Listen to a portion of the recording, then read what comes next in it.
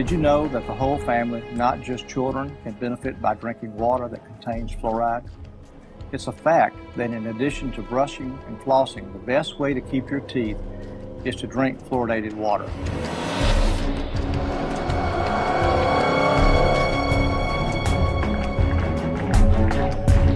We consume it every day with the reassurance from our health authorities that it's doing us good. The truth is, fluoride is a poison, and adding it to our drinking water is an evolving social experiment started 40 years ago.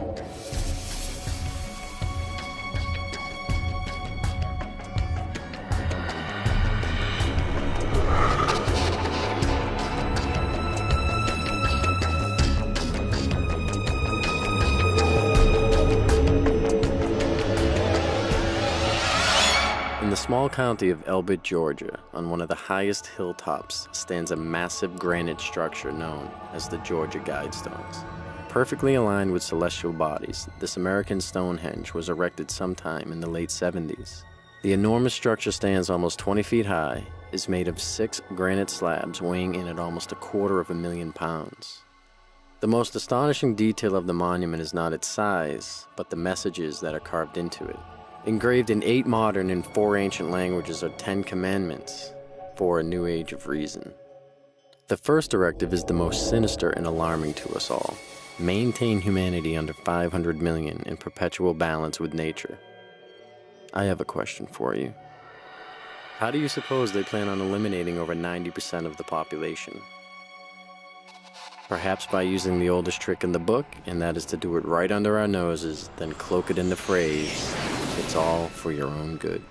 This series of films takes a closer look at the current pandemic of neurological disorders we are witnessing today, and more importantly, the relationship that heavy metal toxicity plays in the overall equation. Our food, our air, and our water are all under attack, and the most disturbing part is that it's by design. This first of 3 films investigates our water by focusing on fluoride. My name is Chris Maple, and this is our story. So we got our friends at the Fluoride Action Network. We actually went to their website and printed off a top 10 facts about fluoride. Hopefully we can educate a few people on what's going on with the drinking water. Do you drink tap water? Yes, I do. Yes. Yes, I do. Yes. Yes. I do drink tap water, but I usually put it through a filter system. Filtered. Filtered tap water, yeah. Yeah, one of those like little jugs with the carbon filter that comes in there. If it's an emergency situation, I need to, swallow a pill or something, yeah, but... No, I don't drink it. You don't drink the tap water? I don't drink it for recreation when I get thirsty. I boil my water, I wait for it to cool, I store it in jars. Yeah, don't want to take any risks. Let me ask you, what made you go and buy that filter? Because LA water tastes like crap. Well, I know what's in it. It's pretty nasty. Have you heard of the fluoride controversy that's going on? No. No, never. This is the first time? It's a surprise for me. Have you heard of fluoride? Yes. What do you know about it? It's something that's added to water. Mm-hmm. I don't know the scientific exact definition. Apparently fluoride ions help out with keeping your teeth strong and everything else like that. I always thought it was kind of like a medicine because it helps your teeth be stronger and all that fun stuff. I know that it's one of the questions that our dentist asks us about if we have fluoride in our toothpaste, but that's about all I really know. I don't know if it's a positive thing or not. So why is it added to the water? What do you think? To, I'm not sure. Well, my dad was a dentist. Okay. So I know fluoride as far as dental health is necessary. Okay. Particularly for kids that don't learn how to brush their teeth. Their parents may or may not be aware of what sugar can do to their teeth. So, in my opinion, fluoride's a good thing. Fluoride is safe and effective, and it's one of the most inexpensive ways to really cut down on dental decay. Anything we can do to help prevent cavities on children, I think, is very important. Absolutely, fluoride is safe. It's effective. Fluoridation of community water is extremely safe and extremely effective in preventing tooth decay. Science is on the side of fluoride being safe and effective. There is no controversy about this in the scientific community. If it's such a simple issue, how is it that it's still going on after half a century. I remember it being debated Yeah, when well, I was 30 a child. years ago we were talking And about it's this. continuously debated. But just because we've been doing something 50 years doesn't necessarily mean that it's right. Public health officials knew then what they know now. Would we have fluoride? Would it be added to our drinking water?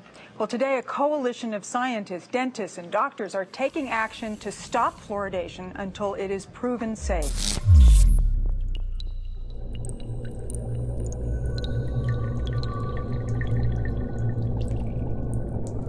As I began my quest looking into the history of fluoride, I found what seemed to be a tangled web of information. While we agree that there are a number of different players in this game and paths to explore regarding the history on fluoride, for the sake of time, we will attempt to be as concise as possible.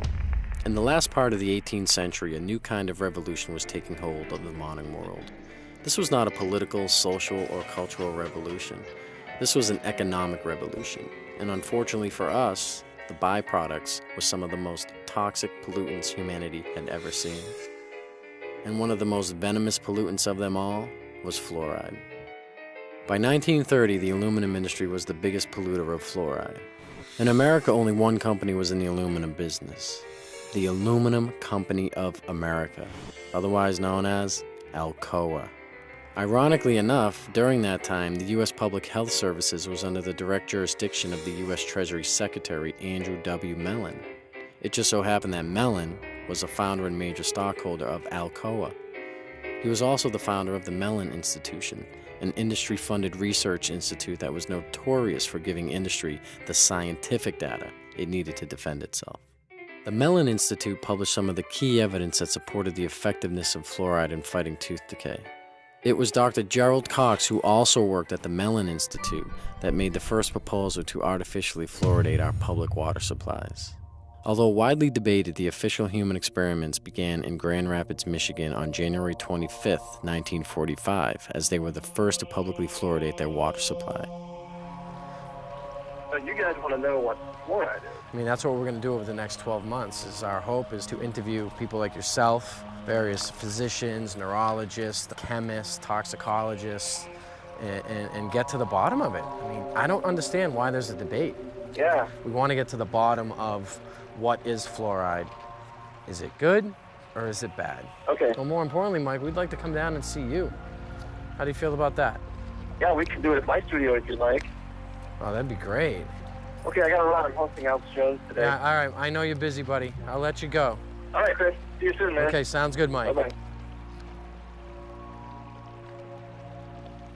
That's awesome. My name is Mike Adams, the Health Ranger, the editor of naturalnews.com. What is labeled fluoride is not naturally occurring fluoride like you might find in the ground. It's actually a collection. It can be over 100 different chemicals, including some radioactive chemicals, including many cancer-causing chemicals, including heavy metals, neurologically damaging elements that are called fluoride. And then this is dumped into the water supply, and the cities have the doctors and dentists convinced that this is somehow good for your teeth. So this topic, this fluoride topic, has been going on, discrepancy, There for 60 years now. must be an organization that is trying to push fluoride. Otherwise, it wouldn't be going into communities the way it is. So I think there's an organized group that are trying to influence cities and convince them. 2/3 of the water districts in this country fluoridate, but not San Diego. 80% of our 50 largest cities fluoridate, but not San Diego. Now that the water district is introducing fluoride, we have a unique opportunity to really make sure that this incredibly cost-effective public health advance gets to everyone in the city of San Diego, and I urge you to consider that. Since Grand Rapids began fluoridating in 1945, cities all over America have been slowly following suit. According to the CDC in 2010, over 73% of the public's water supplies are fluoridated. Presently, San Diego now finds itself in over a half-century-long fight to keep fluoride out of its water supply.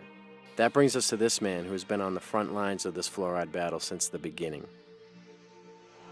Well, my name is David Kennedy, DDS, because I'm a dentist. Graduated in 1971 from the University of Missouri at Kansas City. I have a degree in biochemistry and physiology from the University of Kansas and graduated from there in 1967. Dr. Kennedy, thanks so much for spending some time with us today and agreeing to meet with us at your house. You have a beautiful place here in sunny San Diego.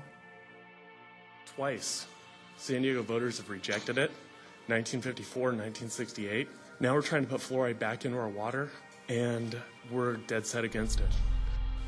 After years of debate, this water will have fluoride. San Diego has a long history of fighting fluoridation. It's the largest city in the country not to put the material in the water. There are people who think it's absolutely fantastic that we're doing this. Arian Collins is the city's water department spokesman. He says the city's desire to put fluoride in the water has nothing to do with improving dental health. It has to do with potential fines from the state. The city really doesn't take sides on the health issue itself. I mean, the city really has to abide by the state law. I mean, there's no question about it. We would receive major fines from the state if we did not comply. Now there's no turning back. There's no flavor or odor taste at all to the water that'll make any difference. It'll taste and smell just like the same as it does now.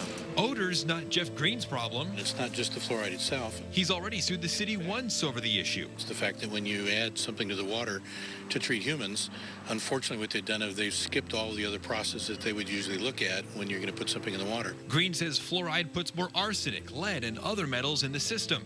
And he says it'll all end up in court again. So you're talking legal action, presumably? I'm certain that it'll probably have to be legal action. Fluoride will be in the entire water supply by the end of the month. John Langler, Fox 5 News.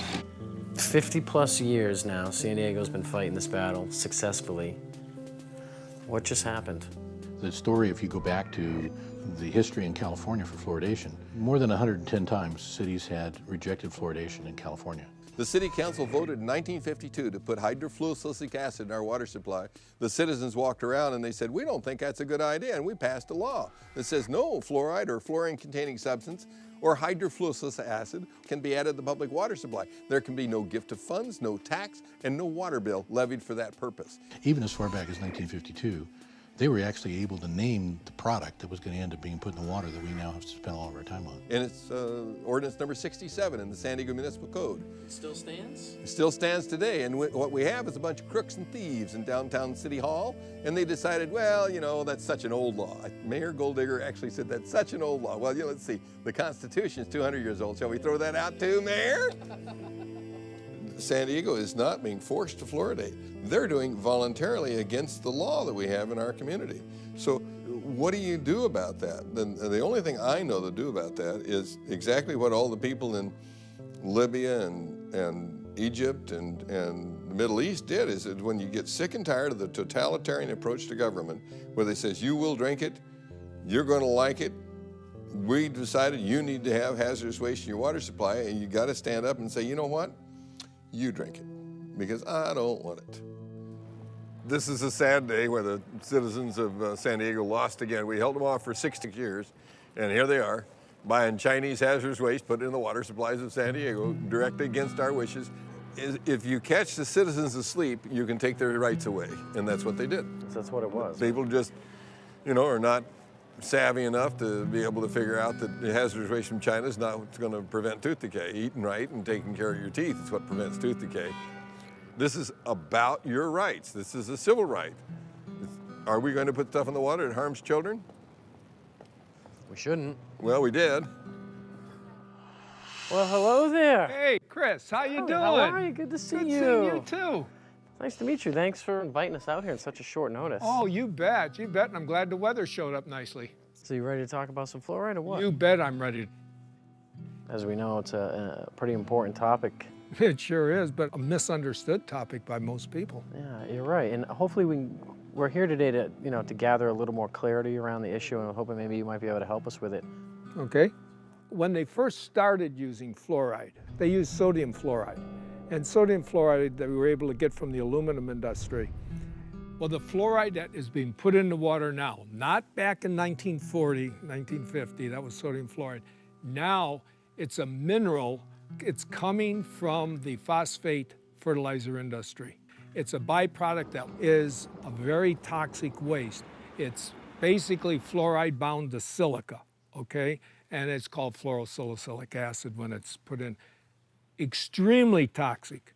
Fluoride is really a clever way for industry, the mining industry, chemical processing industries, aluminum smelting and processing industries, to eliminate their toxic industrial waste without having to pay for it to be handled as industrial waste. They just slap a new label on it, fluoride. They sell it to cities, and the cities dump it into the water supply. The water in Amesbury is supposed to have fluoride in it, but Rob Damaris has been concerned for years about what's in the supply he gets from China. The residue you see here is what won't dissolve when he puts the fluoride powder in the water. What is that? We don't know. You have no idea what's in there. I don't know what it is. It's not soluble, and it doesn't appear to be sodium fluoride, so we're not quite sure what it is. But they should test it to make sure that what they're putting in is safe for us to drink. For almost a year, these fluoride pumps in Amesbury have been off, and the water department says they'll stay off until they can figure out what's in the fluoride. Since 2007, most of the sodium fluoride has also been imported from China because it's the least expensive on the market. I don't think that when it comes to something that I ingest every day, the lowest bidder is good enough. I'd like to be able to add it in, worry-free. But despite those concerns, we want to be clear. Both state and federal health officials tell Team 5 Investigates Chinese fluoride is safe. So who do you think we should talk to next? I mean, you know anybody that... Coming to town is Paul Connett. He's an excellent professor of chemistry. All the chemistry professors in the world think this stuff is bad because, it burns holes in the countertop and stuff like that. So Paul would be a really good guy for you to talk to. My name is Paul Connett. I am a retired professor of chemistry. I taught at St. Lawrence University from 1983 and retired in May of 2006. And my speciality was environmental chemistry and toxicology. Most people in America are persuaded that everybody fluoridates their water. And if you're living in a town like Albany or Long Island or Ithaca or somewhere, but the vast majority of the population of the world does not drink fluoridated water. Most of the countries do not fluoridate their water, only about 30. The countries now that have banned the use of fluoride, China, Austria, Belgium, Finland, Germany, Denmark, Norway, Sweden, the Netherlands, Hungary, and Japan. All these countries have said that fluoride, number one, is ineffective and toxic and should not be used. We are still using it. There's something wrong here. I think it's time that we become aware and do something about it. How come our country that's supposed to be, quote, so smart, uses it? Well, there's something going on here. What does the European Union know that we don't know? Nothing. Nothing. They know the same thing, that's why, but the difference is they're not getting paid off and we are, and so therefore, this is what the only thing I can come up with, because they both have the same facts. They both have the same facts. Fluoride is toxic. Fluoride is not helping your teeth. If it was really helping your teeth, why do we have all these dental problems? It's not at all. How come you can go to primitive societies around the world that never had even seen fluoride, and they have perfect teeth? Why are we having all these learning disorders? How come we're having autism? We're having all these things we never had before. Well, why don't we ask that question and answer it honestly? Answer it honestly. 98% of Europe does not fluoridate. Only 8 countries in the world have more than 50% of their population drinking water. America, Australia, New Zealand, Ireland, Israel, Singapore, Malaysia, and Colombia. Only 8. I am from Europe, so I'm really surprised. Yeah. It's 90% fluoride free. Yeah, you never knew that either? Okay. Well, they don't really tell a lot of people that statistic. In America here, we're 75% and growing, whereas all the other countries have been banning it. There's 2 main reasons why European countries explain why they never went along with this American practice. One was they didn't feel it was right to force it on people that didn't want it. And secondly, they didn't think that all the health issues had been resolved. I think Europeans have come to their senses on several issues, not all of them, but on many, GMOs being one of them and fluoride being another. They've rejected these things because they're looking at the evidence. America tends to be way behind the curve on really recognizing reality in the realm of fraudulent hoax science.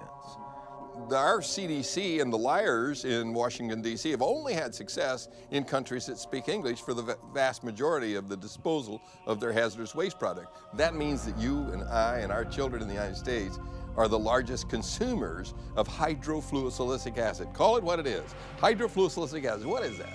Hydro's water, fluo, fluoride, silicic, sand, and it's missing an electron. It's acidic. It'll kill you. You take your hand, dip it in like that, you're gonna die. Hydrofluosilicic acid does not occur in nature. It's a man-made molecule. And it eats through concrete, glass, stainless steel, fiberglass, plastic. You name it, it'll eat it. So why are we putting that in the water? It's toxic, it'll kill you. You touch it, it kills you. Just before they pour it into our drinking water, there's a skull and bones right on the side of the packaging. You need to wear a hazmat suit. First tonight, hazmat crews from all across our area responded to a chemical leak this afternoon in Rock Island. The chemical was so strong that it was burning through the concrete there. News 8's Christy Mergenthal has the latest. It was just before 1 o'clock Thursday afternoon when hazmat crews were called to the Rock Island water treatment plant for a chemical spill coming from this tanker truck. The chemical hydrofluorosilicic acid is used to add fluoride to the plant's water. After several hours, crews were able to clean up the leak, allowing operations to return to normal. They had to cordon off the area, obviously, but as far as the treatment of the water and the amount of water being used by the public, there's no effect on that at all. That's how they transport it. It's extremely aggressive. It'll eat through almost anything, including concrete. It'll eat through glass, steel, titanium, bricks, anything. It's crazy. Basically, is a hazardous waste byproduct of the manufacture of phosphate fertilizer. It's a mining byproduct. They dig up this rock. This rock is no good, as is. So you mix it with sulfuric acid, and this produces soluble phosphate. And that's what becomes the fertilizer. In doing so, they get all this fluorosilicate in there. It's a byproduct that they can't do anything with. It's a poison. So they sell it and make fluoride out of it. It was a fraud. It was a scam from the get-go. It is a means of getting rid of fluoride. You allow industry to use your water supply to dispose of their hazardous waste. It's a disposal mechanism. It's a major industrial waste pollutant. They were trying to dump it into the rivers that were going out into the ocean in Florida, and boy, they stopped that. They said, you're polluting, you're killing the fish, and which they were. For 100 years, they decimated the local vegetation, crippled the cattle, damaged the citrus groves in Florida. It was costing them a fortune to handle this as a very serious industrial waste. And then eventually... Oh, I have an idea. Let's put it in the water supply and we'll get them to take it off our hands. We don't have to pay to get rid of a toxic waste. And now they're making millions of dollars on what is. If you read it, it'll say what was. Well, I don't care what was. It still is an industrial waste product that is being added as our fluoridating agent. And so they're helping Cargill get rid of their hazardous waste problems. Cargill is the largest privately owned corporation in the world. They were also the largest producer of hydrofluosilicic acid.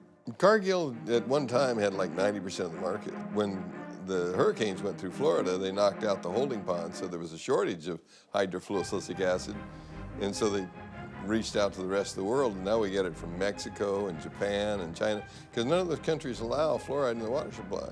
They don't put it in at all. So obviously it's piling up in those countries. I don't think we need to be helping other countries out with their disposal of fluorosilicic acid. Fluoridation is the worst recycling practice in the world. So I support recycling. But to take the hazardous waste from the phosphate fertilizer industry, which cannot be dumped into the sea by international law and cannot be used locally because it's too concentrated, and to take that product and put it into our public drinking water is sheer lunacy. It's bizarre. I mean, George Orwell, Kafka could have written this play. It's lunacy. There are 250,000 tons dumped annually in the water supply. Does that sound like a big figure to you? If you had 1 ton and were worth over $1 million, you'd be a poor person by the time you got rid of that ton. It's extremely expensive to get rid of. Come on, let's think for a moment. Maybe we should be adding cyanide. How about adding cyanide to the water supply? Because now they got all this cyanide somewhere. Now, what are we going to do with it? It's costing us millions to get rid of it. Oh, just add it to the drinking water, and we'll pay you to add it. That's basically what they're doing with this fluorosilicate. It's almost like if a company could just dump its toxic waste into the river, and they said, well, we're just going to dump the byproducts of uranium refining and enrichment down the river. And we're going to say radiation is good for fish because it makes them brighter. You know, they could sell that on TV. They could get on Fox News and CNN, and they could tell the whole country, oh, the fish need to be brighter so they can eat at night. Otherwise, they might starve. So we need to save the fish, which means we need to dump more radiation into the rivers, and that's why this corporation that's enriching the plutonium, let's say, or the uranium, is a good corporation that's helping to save the fish. Now, I guarantee you, 9 out of 10 people would buy that, even though I just totally made that up and it makes no sense whatsoever. It's complete nonsense. Hydrofluorosilicic acid has no known benefit in human or any physiological system. It's not even useful in any mammal. So adding that to the public water supply for an alleged benefit is a fraud, and it's a crime against the citizens of this country, and it's cumulative over a lifetime. It is a very noxious poison, and you do not have to take my word for it. If you've got a Webster's dictionary, open it up. One of the definitions is fluoride, a violent protoplasmic poison. Then you have to go look up protoplasm. We are protoplasm, so violent protoplasm for us. Say, let's put that in the water and see how the kids turn out. Is there anybody that you know that might be willing to talk to us, perhaps a whistleblower, somebody who's been injured or? Yeah, you know, there's a guy who wrote a book, Toxic Torts, the tell-all book about the phosphate fertilizer industry, Gary Pittman. He'll tell you the story. Is that where was he out of? In Florida. That's where all the phosphate mines are in the United States. That's right. Paul, looks like we're going to Florida, buddy. What do you think? All right, Gary, so Dr. Kennedy had forwarded me your name and information and said that you might be willing to talk to us about an injury you incurred at work. Yes, been exposed to a lot of chemicals and heavy metals and have numerous health problems from the exposures. And then, you know, of course, that was during my 21 years in the phosphate industry. Wow, 21 years. Now, are you still in the industry? You still working, or? Stopped working in 1993 due to neurological problems, muscle disease, numerous problems that I didn't know what was going on at the time. Hey, Gary? How are you, my friend? Hey, good to see you. Here we are. We're in Jennings, Florida. We're at Gary Pittman's property with his lovely wife, Gloria. Been so kind to open up their house to us and let us come in and pick his brain a little bit about phosphate fluorides. So, Gary, what made you write this book? I wanted to leave a history behind on what happened to me and some of the co-workers here in this county. And it kind of gives the inside look at a phosphate plant, mainly the chemical plant where phosphoric acid is made. Former employees of Occidental Chemical Corporation have filed a lawsuit against the company. They say they have life-threatening diseases because the company did not follow safety procedures. Paige, they have diseases like leukemia, emphysema, and toxic brain syndrome. For years, doctors struggled to diagnose them, but finally they found a common link. It was the phosphate plant they all worked for. Gary Pittman started working for Occidental's phosphate plant when he was 18 years old. By 39, he was unable to work. Today, he can barely walk upstairs, suffering from emphysema, chronic bronchitis, heart disorders, liver dysfunction, and a long list of other problems. The diagnosis, toxic brain syndrome. It seemed like everyone over there kept a cold, like flu-like symptoms. We'd always refer to it as a type of chemical pneumonia. Gary and several other former employees are suing Occidental for failing to provide adequate safety education and gear. We asked our supervisor a lot of times if they would need to paint off of the car while it hurt a human, and they would say that the human body wouldn't be able to get rid of that kind of stuff. One woman's husband died of bone cancer before his battle could make it to court. They messed up my life. They messed up everybody's life, and they're continuing to mess up other people's lives. They need to come in and realize and admit to what they are doing. Going into this employment, were you, aware of all the hazards? Or? No, not if I tell you, I'd have chosen another career. I was a pretty smart boy at the time, and I wasn't smart enough, I don't reckon. But see, back in those days, there were no computers. Right. You had no knowledge base like we got today. It was word of mouth. You going to work out there, man, they pay good money. What do they do out there? They make fertilizer. Well, we was farm boys. We handled fertilizer every day. Yeah. Well, Chris, what I wanted to do is I did not want to die without at least trying to warn people and tell people, if I could have read a book like the one I wrote before I went to work out there, I wouldn't have went to work out there. Right. Because it would have educated me and said, what I want to work there, this guy's sitting there with cancer, this guy's over here with leukemia. To me, I think I'd have chosen another path. What would I say to myself if I was 18 again and looking for employment? Well, number one, what I would say to myself is money is not everything. You can't buy your health back once you lose it. If I'd have had the information that I have now, I would have evaluated this whole situation. If the company would have told me about the hazards and what I was going to be exposed to and what it could cause, and they knew. In 1972, when I went to work, the phosphate industry had been going on a long time in Central Florida. They knew the hazards, and they knew what happened to workers working there long term. And so did my company, but I don't think they tell them today. Still, huh? I just don't believe they do. Now, they claim they tell them about the hazards, but I don't believe they do, because if they did, they wouldn't have any workers. All we were required to wear in the laboratory, that's where I started, was safety glasses. Let me see that old jacket. You can see where it's... It just ate right through that, huh? You can just be walking out on a pipe rack, and sulfuric acid drip down on your back. I mean, it's gonna burn you. It's gonna burn right through your clothes. No hazmat suits, huh? Just a little jacket. If I knew it had been that dangerous and know what I know today, I would have never went to work out there to begin with. Let me ask you this: what are your thoughts on taking us over to the company that you work at? Well, that might be a little difficult. Wouldn't want to get caught out there or anything. They have security guards pretty much patrolling that area, but yeah, we could go out. I could show it to you. How close you think we can get? Well, you can't see what's on the inside from the ground. You have to get a view from the air. And there's some satellite images of all the phosphate mining in Florida. And they have got some great images of the devastation this strip mining causes. Yeah, we could go out. I could show it to you. Up here on the right, we're going to have the administration offices. They used to be in the chemical plant, and they moved them.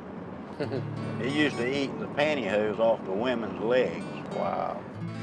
It says, I worked at the above-named company, Occidental Chemical Company, White Springs, Florida, in 1968 and part of 1969. Our accounting department was located in the admin building, which at that time was located at the chemical plant. Many mornings when we employees would get out of our vehicles, women, these were secretaries and such, our pantyhose would dissolve off of our legs. It was explained to us that it was a chemical fallout, not to worry. Our boss would see that each of us girls would get $1 to get us another pair of pantyhose. So there's three things you can see from the space station, and that's the Great Pyramids of Egypt, the phosphogypsum stacks of Florida, and the Great Wall of China. And that's how large they are. They have them in South Florida and Central Florida that are 400 acres big. It's a huge operation. They dig cubic tons of rock a day. What is with the water up there? The pond water is water they use for the process, and it's recycled. The water is used over and over, and it gets stronger and stronger and more contaminated. how do they contain it? Just by building a dam like that? A dam around it, and that's what I was fixing to tell you. There's no liner under that stack. It's right on top of the ground, and it is leaching. Sure it is. Into the groundwater. Yeah, I read somewhere about a sinkhole that took place. The reason the sinkhole developed is because the acidic water eating away the limestone. And once the limestone gives way, you're in the groundwater. Wow. Because in Florida, when you drill a well, you have to go through the limestone to get to the aquifer. Sure. When that 84 million gallons fell through in there, it contaminated all this water around. It had to have. And like I said, you know, it's just a matter of time before, you know, you have a sinkhole like that. It's just a weak point. Wherever there's a weak point in a cavity in the limestone is where the bottom falls. Eventually going to happen. Yeah, in all of them. In all of them. In addition to this recycled toxic water up there in those ponds. Those ponds, you call them. In addition to that, they're taking fresh water too, right? Of course, they use a lot of fresh water because, see, this is the main thing that they don't want you to know. It's what they call the water balance. It just makes them nervous if you start talking about the water balance. What do they add back when they need water if it's leaching? Right. It's going away, so they have to add some fresh water.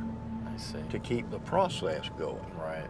The phosphate industry uses more fresh water than any other industry in the state of Florida. You know, and sometimes they have to release water out of those toxic ponds. Where do they put it? They put it in the creeks and it runs into the Swanee River. Now what they do to it is lime it to bring the pH up so it don't kill the fish immediately. The Swanee River, they claim, is a pristine waterway. But if you ask the Fish and Game Water Commission in Florida, they'll tell you not to eat over one fish out of that river a month. Wow.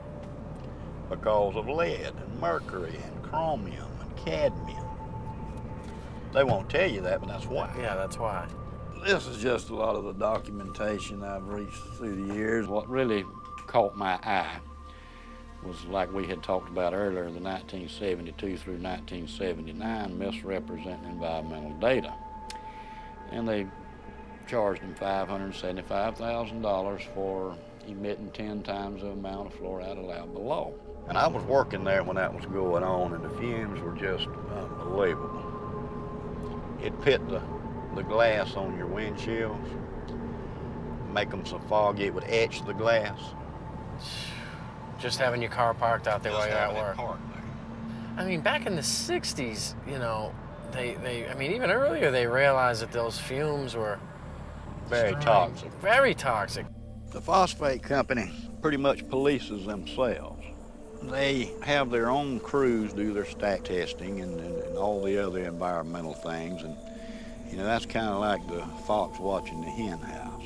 And I have been involved where they would go up to test a stack and come down and tell me, so something's wrong. This stack is going to fail.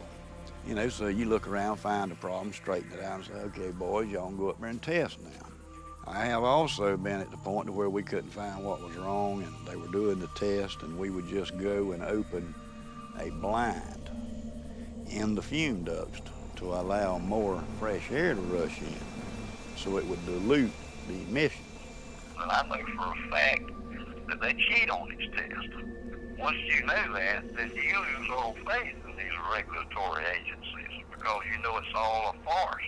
In this past, I'd say 6 months, there's been 4 people that I know of that I grew up with.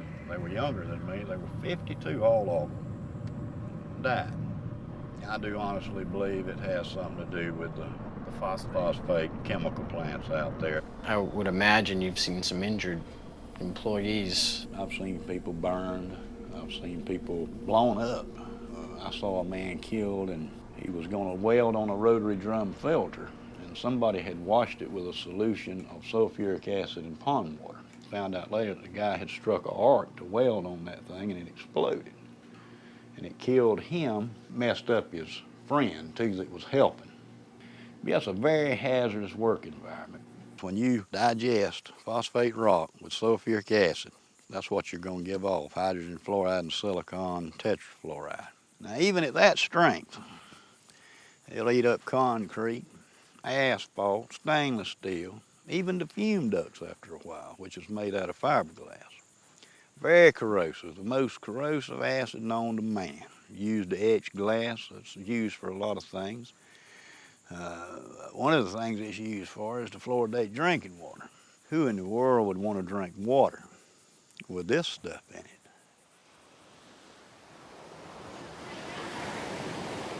So, you know, as we're learning, it seems like there are no rewards to this. It just seems it's just all risks. It's all risk. It's a big lie. There's no benefit whatsoever. It's all risk. Let's get to the science. That's what I say. Instead of covering it up, let's look at the science. What do these fluoride chemicals actually do to human beings?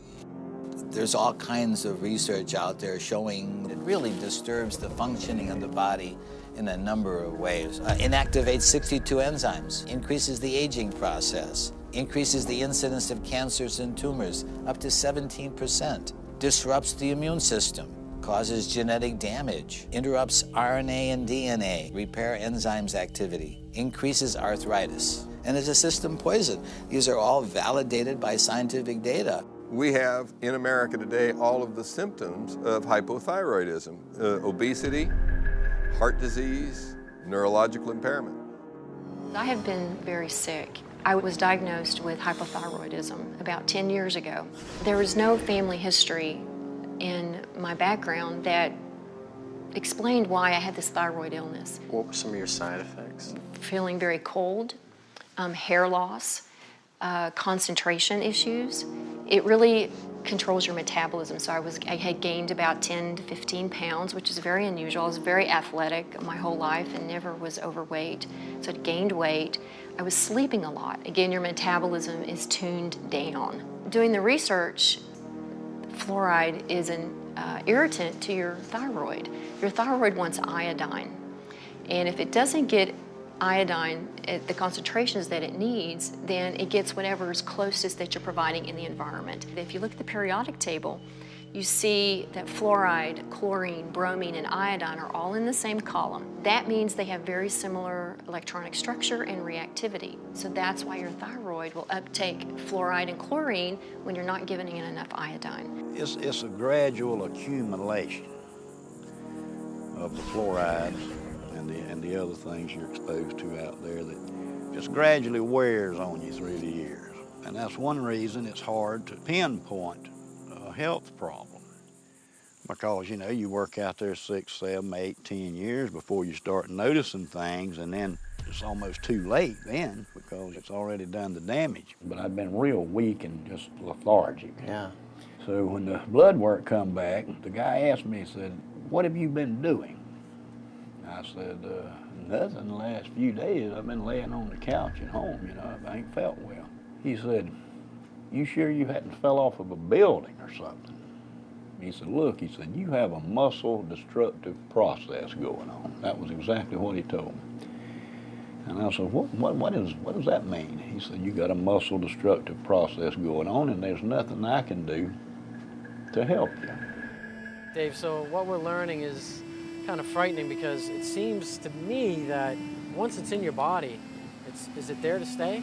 Yes, you can't get it out. You can cut some of the harm by mitigating the damage and avoid it like the plague, but you really can't get it out because it's stuck in your bones.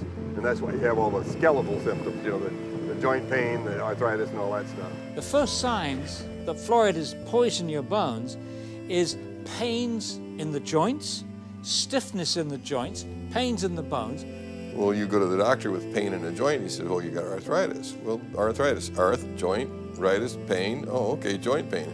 So we got somebody speaking to us in Latin. "Oh, you got joint pain, super duper." We have millions of people with arthritis in the United States and in fluoridated countries, 1 in 3 adults.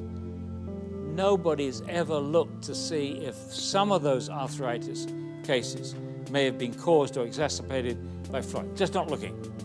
Are bones with more fluoride stronger or less strong? And the answer is less strong. They got studies where they tried to give them a dose of fluoride, sodium fluoride, to cause an increase in bone mass. It did, but it weakened the bone itself. So those are case-controlled studies. That's the gold standard in medicine. So we have case-controlled studies showing that if you give people fluoride, It accumulates in their bones and it causes the bones to become white, opaque, increases the bone density, decreases the bone tensile strength. And they actually took a bone that was removed from people for the purpose of replacing a joint or a hip, put it in a little device here where you put a weight on there and snap it, and they showed that the more fluoride in the bone, the quicker it snaps. Have you ever wondered, how come everybody has hip replacements, knee replacements? I mean, you can go on and on.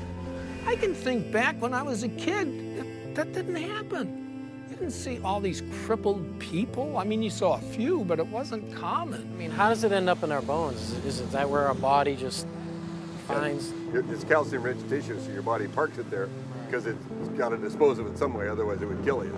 So it parks in the bone and then it kills your bones. What it does once it fills up with fluoride, that you get little spikes on the outside of the bone. If you take a hand and take a bone and run your hand up and down a normal bone, it's slick, and that's because muscles move around on the bones when you're running or jogging or lifting weights and all that stuff. Your muscles are moving around on your bone, and it's slick, so it doesn't hurt. Well, if you make that bone the texture of sandpaper, then when the muscle moves around, the fascia tears, and it hurts to move. And so fluoride accumulates in calcium-rich tissues, which are bone, ligaments, cartilage, joints, and teeth. So you have to look at this as if you have a lifetime body burden, and the less you're exposed to, the longer you can go before you develop symptoms. The first most irrefutable symptom of fluoride exposure is pain. And that's what we saw. My wife and I filmed a documentary in China. And pain was the hugely significant symptom that they all had. They couldn't even work. And you know, in China, if you don't work, you starve to death. Have you ever heard of dental fluorosis? No. No. It comes when somebody's overexposed to fluoride. It's awesome. That's a picture of very mild dental fluorosis. And so is that. You know, that young girl came to see me to get that fixed because she doesn't think that's beautiful. She thinks that looks bad when she smiles. And I think everybody else agrees with her. They say 41% of American teenagers have this condition. So this is the white spot. So it's been there. It's a little scary, you know, knowing that many people, we don't even know, what's in our water. Fluorosis can become more severe than a simple white spot. In severe cases, it can deform a patient's teeth. When you see spots on the teeth like this, that means you gave the child enough of a poison that the cells that were making that organ didn't make it right. They made it wrong. When I was a child, I was overexposed to fluoride. There are streaks of that in my teeth. So you learned that early on then? I knew, yes. Those teeth are very brittle, so I have cavities more frequently in those teeth than other ones that don't have the evidence of the fluorosis. Maybe you've seen it. It's white, chalky spots on your teeth. And I was told that those are calcium buildups. From the fluoride. Okay. I don't think I had really, really strong teeth to start with, but I did have some teeth that they just broke. The last time this happened, I was eating a baked potato, and it broke 2 out. Baked potato? A baked potato, and it broke 2 out. Did you notice anybody else in the plant losing teeth? Yeah. We talk about it a lot at the plant. So the ADA, the people in office, the people who are in these regulatory agencies, they're aware of overexposure to fluoride causes dental fluorosis, correct? Yeah. They know of that, right? And they know that dental fluorosis, the teeth become weakened, they chip, they fall out. Brown, spotted, ugly, wear away real fast. Yes, they know all of that. We took California, we took the whole state. There's no difference in dental care costs for welfare from one end of the state to the other, regardless of the amount of fluoride in the water, whether it's 0.1, 0.2, 0.3, no difference. So if there was a tremendous benefit, you ought to be able to see that, and it doesn't show up at all in the computer data. So that's why they won't debate you. And although fluoride can help with your teeth, if either chemical is consumed in high amounts over a lifetime, it can lead to cancer, skin conditions, bone disease, and other health issues. I was very angry because nobody had told me about the effects of fluoride. If I'd have known what fluoride would do to the teeth, I would never ever have let her have fluoride toothpaste. There is a recent lawsuit in Maryland, it's a federal lawsuit, a woman who believed the medical establishment at the time when her daughter was an infant. She gave her daughter 90% of her diet, intake of water was this fluoridated baby water. And so the daughter grew up with severe fluorosis, and to get that corrected, dental restoration is about $100,000, and they can't bear that burden. So they are suing Nestle and Gerber. So putting it in a baby bottle when the child doesn't have any visible teeth, there's no way on God's green earth that can have anything except a negative impact on that child. But they sell it in the grocery store as baby's first water. I've seen that for years. How do we educate women to not buy this for their babies? And this is why we wanted the warning for infants, because they're the most at risk. They drink their weight in water within 2 or 3 days. If you and I did that, we'd be drinking 22 liters a day. I mean, it just goes back to the whole, these regulatory agencies that are supposed to, be kind of looking out for our best interests, and as you know, they're not. I say they have a duty to warn. They have a duty to warn you. Not one manufacturer of formula says, by the way, don't use the tap water. Women, infant, and children, WIC program. We contacted them. They refused to tell mothers not to use the tap water. And you know what she said? It would damage the fluoridation program. Fluoride is safe and effective, and it's one of the most inexpensive ways to really cut down on dental decay. Fluoride is safe and effective. Fluoride is safe and effective. Well, there's a study from 20 years ago showing infant mortality was higher in fluoridated communities. Is that why? I don't know. Why didn't they do a follow-up study? I think that would be interesting to know. Children have died, There's been a case of a child who swallowed this. The dentist left the room. The parents didn't know. The kid swallowed it. Had to be rushed to hospital. They couldn't save him. He died. So yeah, it's very toxic substance. There's no question about that. Is that the kind of stuff that a responsible parent would be putting in their child's hand? FDA in 1997 required manufacturers of toothpaste to put this warning label on it. It's the same as you'd have on a loaded .38 caliber pistol. Keep out of reach of children. And only use a little pea-sized amount, which is about the same amount that would be in a bottle of water. And if that amount is swallowed, call the Poison Control Center or seek professional help immediately. So if I drink a bottle of water, should I call the Poison Control Center too? This is just insane. So this is what 2 different organizations say. One says, don't swallow it. Why did they put that on there? They put that on there because there were 10,000 calls a year to the Poison Control Centers from children made ill by swallowed toothpaste. 10,000 calls, and for every call, there's 5 that didn't call. And there are only Poison Control Centers in half the states. So that means 100,000 children are made ill by swallowed toothpaste. It's insane to put a deadly poison in a child's hand and say, go brush and be sure and spit out, Johnny. Fluoride has been a slow process of introduction into the dental profession, where it's commonplace for us to consider fluoride as the thing to do to help decay. Well, we now know, statistics have shown us, that fluoride is not working. It's very toxic to you and can cause everything from cancer to depression. So, yeah, it's a serious issue. Fluoride is obviously not for everyone. We've now found out that fluoride can harm babies. And we also know that it's been admitted that there are other groups that can be harmed by fluoride. The Center of Disease Control in the 2005 report indicates that Black Americans and Mexican Americans had a higher rate of dental fluorosis than white children. There is a gene that African Americans have too. And so their intestine is grabbing the lead with both hands, and then the Hispanic kids just have one, so they're just grabbing the lead with one hand. The Caucasian kids don't have either one. So the lowest level of lead's actually in the Caucasian kids, and then Hispanics up 400%, and the African Americans 600% when you put silicon fluoride in the water, and that's because they have a genetic predisposition. Everybody's dose is different. That's what's critical here. Your dose, my dose, and African Americans' dose, Hispanic, we all have genetic differences, and that process window may be this big, but you know what? They've decided that everybody gets the same, and that's where the problems happen. There's no single dose that is good for everybody. Which makes water fluoridation with hydrofluorosilicic acid a crime against humanity. And it's time for them to stop. What it does, it causes minorities, especially lactose intolerant minorities, to suck up lead like a sponge and end up with learning disorders and be imprisoned for violent crimes. That's Fluoride Gate. So if you want to Google Fluoride Gate, you will come across the black ministers of America decrying the addition of hydrofluorosilicic acid to the public water supplies because it is a racist policy that causes disproportionate harm. It causes disproportionate harm to babies because they're little people and they drink a lot of water. It causes disproportionate harm to people who are dependent upon the water supply and cannot afford to buy bottled water or buy a nice fancy system that actually takes it out.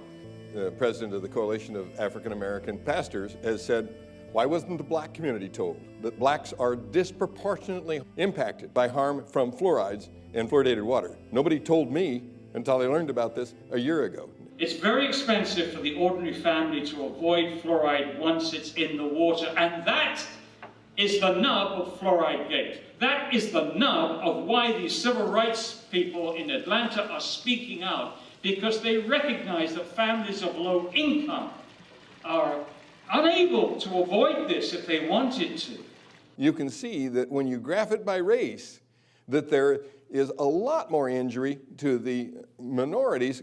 14% for the Caucasians, 21% for the African Americans. Mexican Americans are 16% have very mild dental fluorosis. Very mild is 25% of the second most damaged tooth. This is insane. The worst damaged tooth, we don't even count that. If it's just one tooth, throw that data out. If it's two teeth that are damaged, it's the lesser of the two evils. When you go to the next one, you see mild, which is 50% of the second most damaged tooth. Caucasians again at 4, African Americans at 8, Mexican Americans at 5. This is less than 50% of the second most damaged tooth. They call that mild. And then we go to moderate. And this is where the entire surface of the tooth is a chalky white. The National Academy of Sciences identified this as a health effect. Severe is where parts of the teeth are missing. There's a substantial percentage of the children in the United States in fluoridated communities that have severe dental fluorosis, partly from the fluoride tablets, which shouldn't be on the market, partly from swallowed toothpaste, partly from eating things like Cheerios that are 10 parts per million fluoride, partly from drinking the water. How much do they say is safe, and of course, is it? The EPA has listed 4 parts per million as being safe. They said, oh, 4 parts per million is perfectly safe for everybody. Well, one's not even safe for the baby, and they just lowered it down to 0.7. Well, they're headed in the right direction, but not fast enough. When they get it down to 0, I'm going to be okay with that. But otherwise, you know, it's not safe. The federal government today recommended lowering the levels of fluoride in your tap water because of growing cases of spotting on the teeth of American children. The recommended reduction is 0.7 parts per million. 0.7 is not going to solve the problem because you can do the math on a baby. 0.7 is going to poison the baby. Not quite as fast as 1 did, but 0.7 is still going to poison the baby because the dose exceeds the dose that's known to cause harm. And you know what the next dirty trick they're trying to do? They're raising the EPA's estimate of the dose that causes harm. I'm sorry, didn't we just figure out that there's a bunch of children with funny looking spotted teeth and we needed to lower their exposure and you're going to raise it?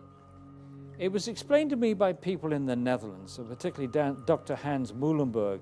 He said, you know, in the Netherlands, we know what it's like as a country to lose your freedom, to live in a totalitarian society, which was run by the Nazis because the Nazis overran Netherlands. And so we know what it's like. You are meant to have the right to informed consent to medication. What we're doing in a fluoridated community is we're doing to everyone what a doctor can do to no one. A doctor says to you, he says, look, this glass of water is going to do wonderful things for you. It's going to cure your ingrowing toenails. It's going to make you less bald. It's going to do X, Y, and Z. Drink it. And you say, no, I don't want to drink it. You must drink it. You've got to drink it. I'm your doctor. I'm telling you, you've got to drink it. If he or she tried to do that to you, he or she could lose their license. You've got to tell the patient what the drug is good for. You've got to tell them what it's bad for, the side effects. And then they, in theory, make up their minds. This has been ripped away from us. Water fluoridation is the dispensing of a drug. This is not chlorine. This is not any number of the other chemicals that are used to treat the water. Fluoride is being put in specifically to alter you physically, to make a physical change in you. Fluoride is a drug, is a medicine. The majority of our prescription drugs, the primary ingredient is fluoride. Fluoride is a drug. Oh, I didn't know that. No idea. Well, anytime you see the letters FLUO, you're talking fluoride. Fen-phen, the diet drug that ruined hearts, well, that was a fluorinated diet drug. Prozac is fluoxetine. It's a fluorinated psychoactive. Matter of fact, almost all your psychoactive drugs are fluorinated drugs. They put it in there both as a carrier and an accelerator of the effect. The actual active ingredient in Prozac is fluoride. Prozac is made almost entirely from fluoride molecules. It is, like SSRI drugs, are similar molecularly to some of the elements in fluoride. Remember the school shootings in Columbine, Colorado? They were on SSRI drugs. Those drugs make your mind think that you're not living in the real world, that you're actually just sort of experiencing a false reality. And I think fluoride has much the same effect. Knowing this, that it is a drug, do you think it's safe to allow the population to be drugged at any dose? Doesn't matter how big or small you are. Doesn't matter if you're sick, healthy, or elderly. No. There is absolutely no drug on the market that's given in a one-dose-fits-all situation. We don't put other things in the water to try to keep everybody's blood pressure down or everybody's stroke risk down. And there's no reason why we should be trying a one-size-fits-all approach for this either. Once you put a medicine in the drinking water, you can't control the dose because you can't control how much water people drink. You can't control who gets it. It goes to everybody. If you ask a pharmacist if there's any drug in his store that was safe enough to give to everyone, young people, old people, sick people, people with poor nutrition, give it to them in any dose, they'd laugh at you. It's ridiculous. There's no way you can give out a medicine without being able to control the dose. And one dose cannot fit all, and you can't give a medicine to everybody. You are forcing it on people who don't want it. There are people in this audience who've spent far more time researching this issue, including David, myself, and many other people in this audience, and they've stated categorically to the mayor, to the city councillors, we do not want you to force this medicine on us. We have the right to informed consent to medication. That's a very important right. This is a violation. It's being violated every day in this country to over 200 million people. There needs to be informed consent. We have that with all other medications. When we go to the doctor, he or she gives us the information of what the side effects are going to be. With fluoride, there is no informed consent. There is no safe dose for this one-size-fits-all medication that they're doing to us.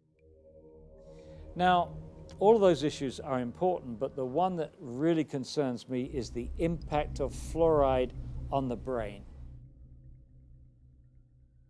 I'm a photographer from Los Angeles, and I'm here with these cameras today, and because I feel personally driven to do something about this. Once I started looking into it personally and realizing the impact it was having on our children, I decided to do something about it. But my question to you, to the panel, is if the EPA, from what we understand, has found evidence, and they've stated this, that fluoride is a neurotoxin, neurologically, what really is it doing to us?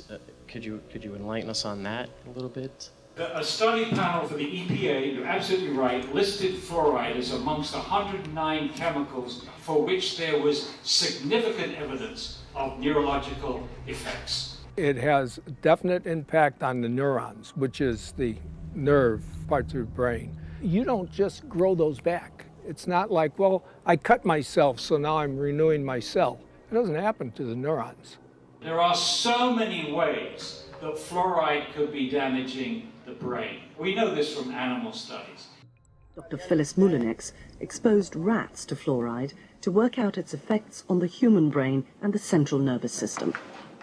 What we did was we exposed them, let them drink the fluoride in the water for 6 to 20 weeks. The pattern that we saw, it typically is what we see with other neurotoxic agents that are well known to cause a hypoactivity or a memory problem or an IQ problem. When I first presented the results of these studies, one of the individuals sitting and listening to the results. He says, do you have any idea what you're saying? And he says, you're telling us that we're reducing the IQ of children. Look, the first opponents of fluoridation in this country in the 1950s were biochemists. These biochemists had used fluoride in their experiments to poison enzymes. And they, including Dr. James Sumner, who won the Nobel Prize for enzyme chemistry at Cornell, and he said, fluoride poisons enzymes. You don't want to put this substance into the body. Poisoning enzymes is what makes people sick. Poisoning enzymes is what kills people. It's highly likely that you're going to get subtle effects on the brain that the parent is not going to notice. No wonder that our children can't read and write. It's no wonder because we're damaging their brains with a stupid preventive dentistry program that doesn't even work. We have behavioral studies, and we have 24 IQ studies, 24 studies which now show an association between fairly modest exposure to fluoride and lowered IQ. They've actually got it down to a 1 milligram dose of fluoride causes a 0.59 loss in IQ points. The average IQ is 100. So if you're 95, you're in the back of the class napping because you can't understand what the person in the front is saying. And you're going to get a nice job pushing the broom around. So what if you got twice that dose? Okay, you're down to 90. So what they showed in studies in other countries is that you lose all your genius out of your society. You've damaged the intellect. But new research from China supports Dr. Moulinex's conclusion that fluoride affects mental development and IQ levels. I've heard a great deal about a chemical that can be used on the teeth to help prevent decay. Is that a good thing to use? It certainly is. We use a fluoride solution, and we have evidence that for some people... 50 years ago, American government scientists had clinical evidence that fluoride affected the central nervous system. But all this was kept secret. Chemical? You're going to put some chemical in my mouth? All mention of the effects of fluoride on the central nervous system was stopped. In my view, fluoride is where lead was in the early 70s. That argument lasted about 10 years, and it was finally proven that, yes, low levels of lead, lower than caused visible symptoms, was in fact damaging a child's mental development. I think the same thing's we're going to find with fluoride. As someone who has gotten off of fluoride, I can tell that my thought processes and my concentration is higher. And so when you damage the IQ of the children, you lose your place in the country as a leader, and we have. And that's because of the damage that our government has allowed to happen to the intelligence of our children. If there wasn't research out there that's shown conclusively that it affects the brain and the neurons, that it affects the immune system, that it affects the bones, and it is incorporated into your body, fluoride bonding is strong. You get something with fluoride bonded, it's not easy to get it off. Well, what's going on? Fluoride is now in thousands, and I really mean thousands of products where it has worked its way in, and I don't understand why. I had a good friend of mine come up to me one day when I still lived in the valley. He says, Karen, he says, look, there's fluoride in Cocoa Pops, and there's fluoride in Fruit Loops, and there's, I'm going, what? What the heck is it doing in that stuff? Pesticides operate in a lot of cases because they have fluoridated compounds. Sadly, the dentists have begun to add fluoride to their filling materials, their cements, they even put a varnish on children's teeth. I don't believe these have been legitimately FDA approved. I've checked on them. There's no new drug applications on file for fluoride to be ingested, and none have been submitted. So if you're going to give a child a dose of fluoride, show me the FDA approval where that's beneficial and even safe. It doesn't exist. I've been collecting water labels from my travels. There's baby water, which is a crime. You can go to a CVS pharmacy right now and you can find a gallon jug of water. It's called nursery water. And it says it's formulated with extra fluoride for growing babies or something like that. It should have a skull and crossbones on it. It should be like, if you want to kill your baby, you know, feed them this. It's that bad. There's a lady that was crippled by drinking Lipton iced tea. It took almost 10 years for the doctor to figure out what her problem was. She was bent over like this and had terrible back pain and kept going back to the doctor saying, you know, my lower back hurts. They identified the fact that she had skeletal fluorosis, and it came from instant Lipton iced tea. And you've tested all these waters? All of them. So. And all of them contain fluoride? All of them. All of them. It's in so many things, and you just don't realize. So one thing that we're learning is that fluoride is virtually in everything. That's why it's so imperative to get it removed from our community, because it's not just our tap water that's contaminated, but the majority of these products contain fluoride. The problem is anything with water in it has this toxic chemical in it, fluoride. Does that frighten you? Does it alarm you? That's really scary, especially since I have a newborn here that's living off of formula. So whether it be milk, juice, mustard, ketchup, cereals, it's in everything. When you water your plants with tap water that is fluoridated, the plants take it up, then you end up eating it. You can't boil it out. Distilled water has fluoride in it as well. You can't evaporate it out. The only way to get it out is to have it turned off. We took with us in our documentary in China a little fluoride tester from the Lamotte, L-A-M-O-T-T-E, Lamotte company. It's called an ion-specific electrode. One thing we should do, Paul, is maybe go see Dave Kennedy and get that fluoride tester. Good idea, then we can test all the products. Let's test all the products. So basically what we have is a means of testing everything under the sun for fluoride, including water, and you can test anything you want to. So what you do is you start off with your standard beneficial dose of fluorides, 1 part per million. Like all you do is you start out here and you standardize it, and when it comes to 1, you stop it. Gotcha. And you're all set. We know it's calibrated because this is 1 part per million. Exactly. Every restaurant I go into says, oh, we have a filter. And so I always invite them, well, give me a sample and I'll test it for you. And so here's the Adams Avenue Grill. When you test it, you come up with the same as the tap water. Once you get fluoride in, it's hard to get it out. Is it all right if we use this thing or what? Sure, take it with you. So today is our big test day. Paul and I have gone out and we bought the majority of bottled water brands that we could find in my local supermarket. We're gonna test it. We wanna find out what exactly is in it as far as the fluoride and what levels. We're also gonna be looking at tap water today too.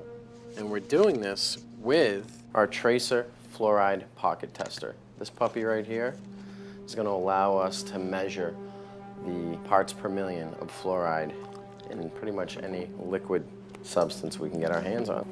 So get ready, should be interesting. We'll start with my tap water. These tablets assist the electrode and the tester to pick up the fluoride traces. All right. This is the fluoride added baby water. Nursery water since 1948, right around the time we started testing with water fluoridation.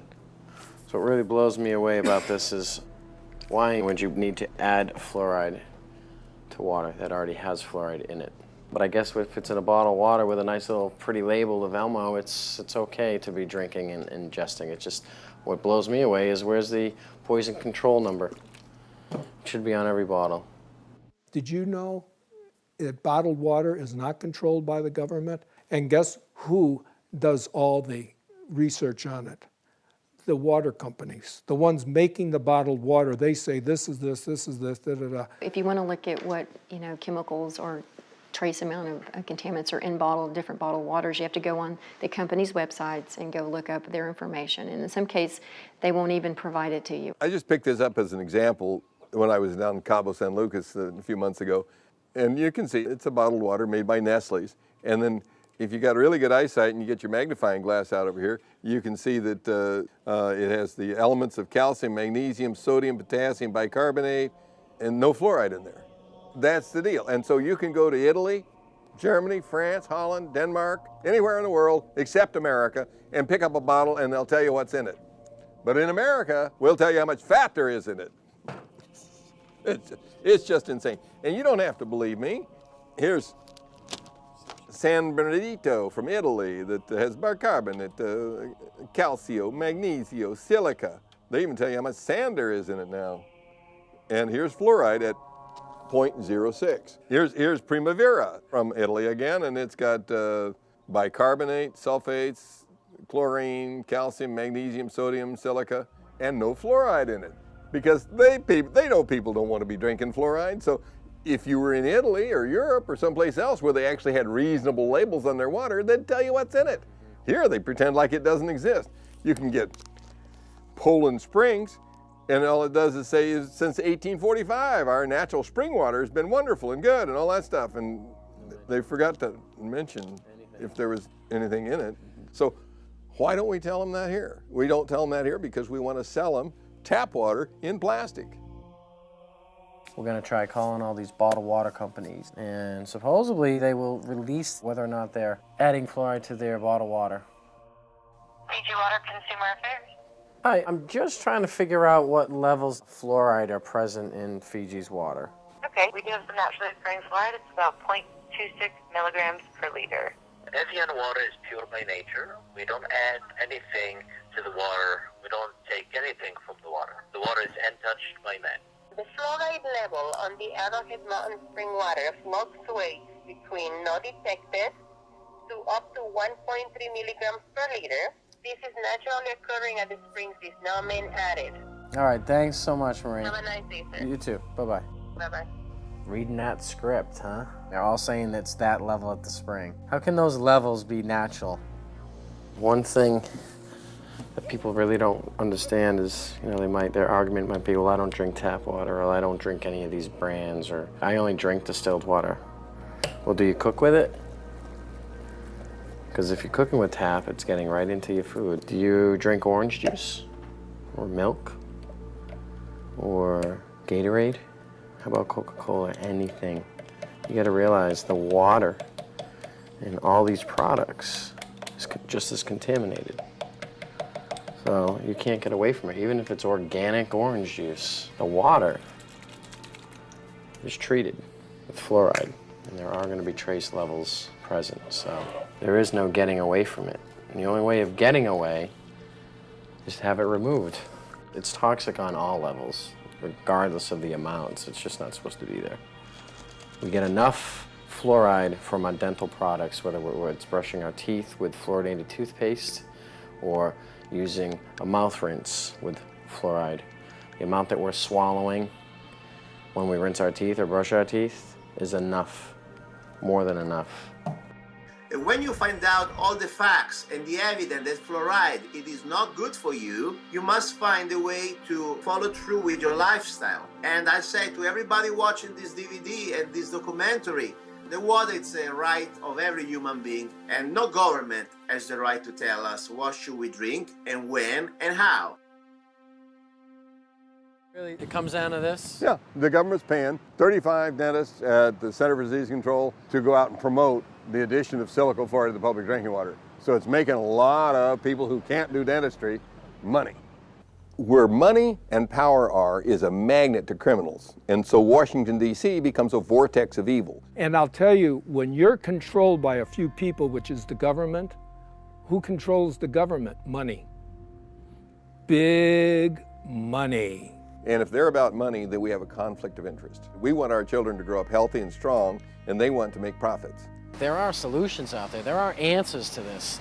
There's a ways to get around and possibly clean up your system. What can we do? There are some simple things that individuals can do. You can buy a household RO filter, reverse osmosis, that removes most fluoride but not all. You can use countertop filters and sink filters. Many of them have carbon block elements and other media inside that can collect many of the harmful elements that are packaged along with fluoride. It's called the Berkey filter. It's a 2 parts component. You fill it up with water. There are 2 carbon active filters. They're really powerful. They clean every type of metals, every type of chemicals, and also most of the bacteria. I can put water from any type of swamp, put it here, and be drinkable. In my house, we've done away with plastic packaging as well, and if you look close enough, you'll notice these 5-gallon jugs are all glass. These water vendors are virtually everywhere, and the best part about this option is that I can get 25 gallons of the cleanest water I can find for $5. And for those of us that can't afford a reverse osmosis system for our house, it's a good start. Remember, it's all about limiting your exposure.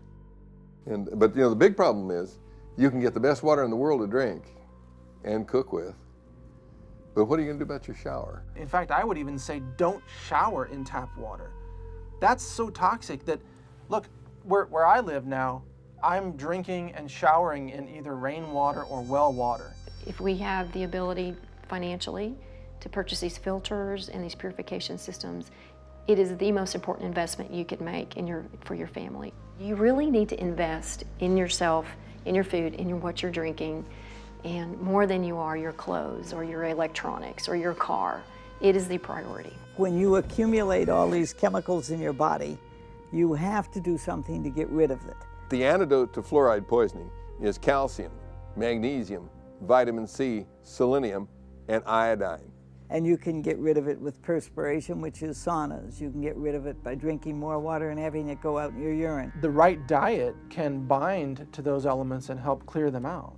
I'm not drinking any more water with fluoride. I'm not eating foods with fluoride. I'm not cooking my pasta rice soups with that fluoridated water. So I completely took it out of my diet. Certain superfoods like chlorella and herbs like cilantro also bind to heavy metals like mercury and help them pass through your body so that they don't get absorbed into your tissues. You know what we should do? Stop buying fluoride toothpaste. Stop buying it. You know, if people started buying the non-fluoridated, guess what they would do? They would start coming out with the non-fluoridated. For example, I buy my toothpaste at Trader Joe, and there is a natural brand, completely natural, for less than what I would pay for the regular garbage. Every product you buy has got a 1-800 consumer number on the side.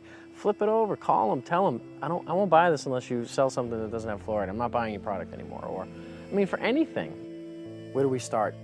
Politically, physically? There are two strategies for really getting fluoride out of the water supply. One is that you can have the citizens, protest, go to the city council meetings, rise up against the chemical tyrants, and demand clean water. Just demand clean water, that's it. And if more people would do something like this instead of just turning a blind eye, that's what's wrong with our country. People see wrongdoing, but they just pass it by, let somebody else take care of it. So I imagine you're kind of going to be the Lone Ranger standing up and saying, I don't want my water medicated anymore. We should be calling our congressmen and trying to say, hey, What are you doing out there? What are you doing around the well? That's our water. I should have to choose if I want fluoride in my water. Why am I demanded that I have to have fluoride in my water? If enough people will contact their legislators, contact them either through phone calls, through snail mail. I mean, if they get enough of that on a particular issue, by golly, they do set up and take notice. Go there and bitch, because that's your public servant, okay? Last time I checked, they work for you. You got to get a lot of people angry enough that they'll go out and stand in the rain and tell the city council that they're not going to get reelected if they don't do what we tell them. They're not going to keep their seat if they continue to poison our water. If you follow the democratic process, then this issue has already been solved.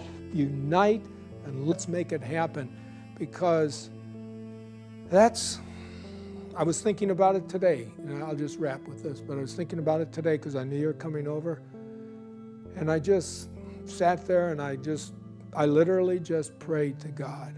I said, God, I don't know there's got to be a way. Open up a way that we can help this nation and the world get its health back, and let health be the #1 priority and profits the next, not profits over health.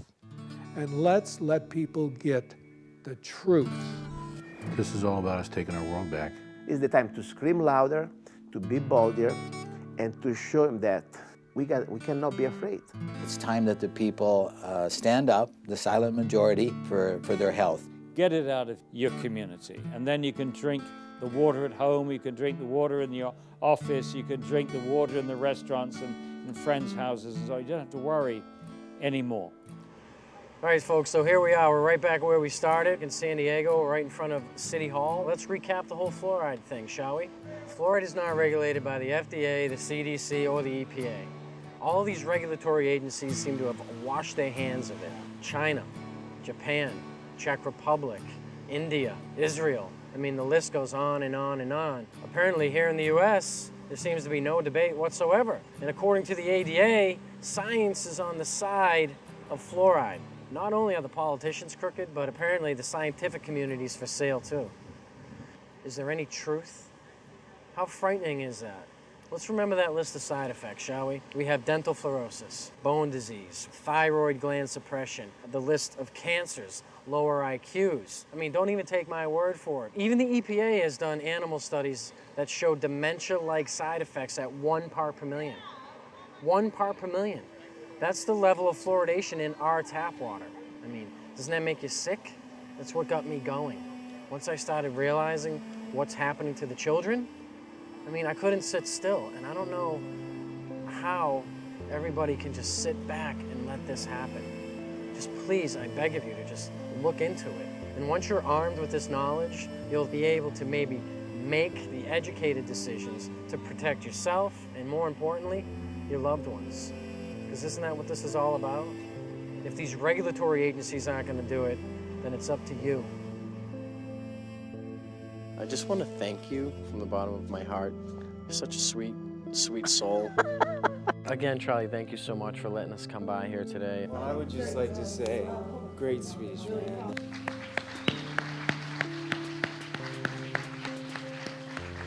Thank you for all your work you've done over the years and your discoveries and your journey and your just everything. Thank you so much. Appreciate it. Thank you. Thank you, Paul. Nice meeting you man. too. You're the man. Okay, Thanks so much. Thank you. Appreciate it. Thank you. It's been a treat. It's a pleasure to talk to you, and I'm hoping that this will get the message to more and more people. Now, this is fantastic. It's going to be a great educational tool, and we appreciate you being here. And thank you so much, and we'll look forward to seeing you again. Likewise. Thanks for having me. You guys are incredibly powerful, and I want to say thank you for what you're doing for all of us. I really wish this project the greatest success. People need to hear this message from all of those that you've interviewed. This is powerful information, and I imagine that in 50 years, people will be watching this. You know, some DVDs will survive. Yeah. Yeah. I just got the chills. And they'll be watching this, and they'll look back and say, there were some filmmakers who did know what they were covering, who weren't willing to just sell out and do some explosions and on-screen sex and this and that. They actually had a message for humanity. That's what you guys are doing. So with that being said, that concludes our water. Part 1 of a 3-part series, The Great Culling. We still need to tackle our food and our air because they're just as contaminated as the water we drink. Thanks again, and God bless.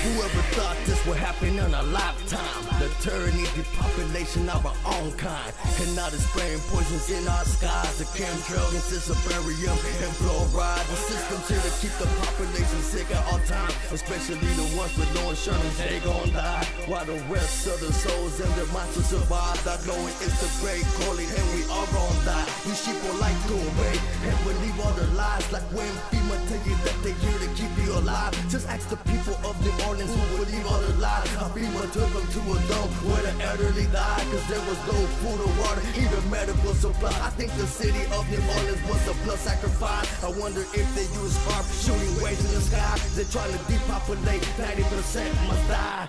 It's the great call, it's the great call. Shooting, it's the great call, it's the great call. Fight or die, it's the great call, it's the great call.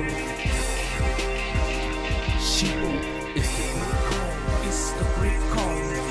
Yeah, fight or die. It's not just physical, Spiritual Illuminati, want your mind and soul. Conspiracy? No, not me. Research yourself and you'll see. Think hard, they pulled the card, got your uncle stuck on crack. Oh, big rims on cheap cars, got you thinking that you ballin', dog. Couple babies, first time Marisol. Planned Parenthood trying to cut your balls. McDonald's automated getting cancer, dog. But I bet you didn't know that at all. Fake alien attack will start it all. To put that mark on all of y'all. Like in the Holocaust, they gon' murder y'all. So what you choose, fight or fall. It's the great call. It's the great call. Shit. It's the great call. It's the great call. Fight or die. It's the great call. It's the